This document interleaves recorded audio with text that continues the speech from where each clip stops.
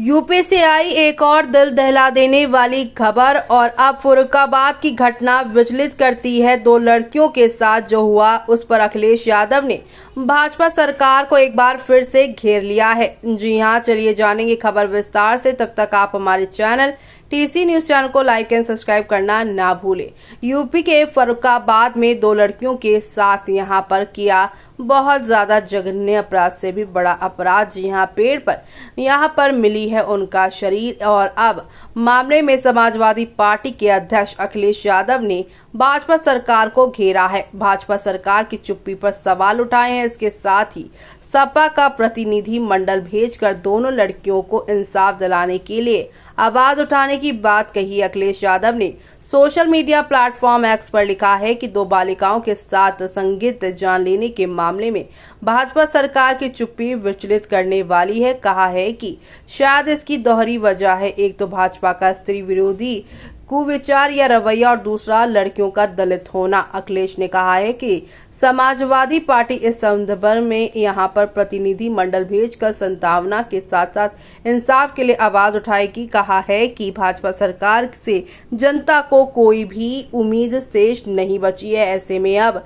भाजपा जब भी महिलाओं के मुद्दे उठाती है तो उसके पीछे केवल और केवल राजनीतिक फायदा होता है, इसलिए वो विपक्ष शासित राज्यों में आवाज उठाती है। लेकिन भाजपा शासित राज्यों में महिलाओं और अपराधों के यहाँ पर मामले में मुंह, आंख, कान और नैतिकता के सभी दरवाजे वो बंद करके बैठ जाती है। अखिलेश ने अमेठी के रेलवे स्टेशन का नाम बदलने का भी यहाँ पर निशाना साधा। कहा है कि भाजपा सरकार से आग्रह है कि रेलवे स्टेशन के सिर्फ नाम नहीं हालात भी बदले।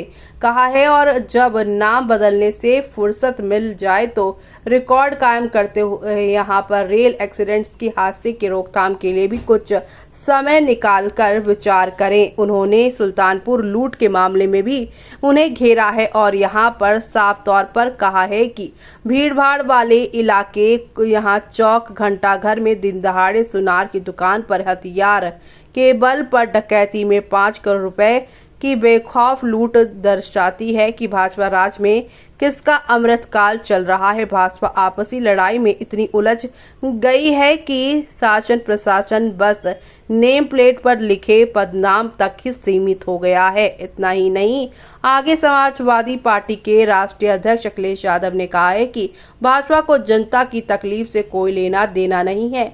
बरसात में तमाम गरीबों के मकान ढह गए, बाढ़ से किसानों की फसलों को जो नुकसान हुआ उसकी भरपाई नहीं की जा रही है। भाजपा लोकतंत्र के साथ छल कर रही है, लूट और यहाँ झूठ उसका एजेंडा है। अखिलेश ने बुधवार को पार्टी मुख्यालय में कार्यकर्ताओं को संबोधित करते हुए कहा है कि महंगाई और साथ ही भ्रष्टाचार चरम सीमा पर पहुंच गया है। बेरोजगारी से श्रम शक्ति पलायन को मजबूर है तो वहीं नौजवानों का भविष्य अंधकारमय है। कानून व्यवस्था पूरी तरह से ध्वस्त है।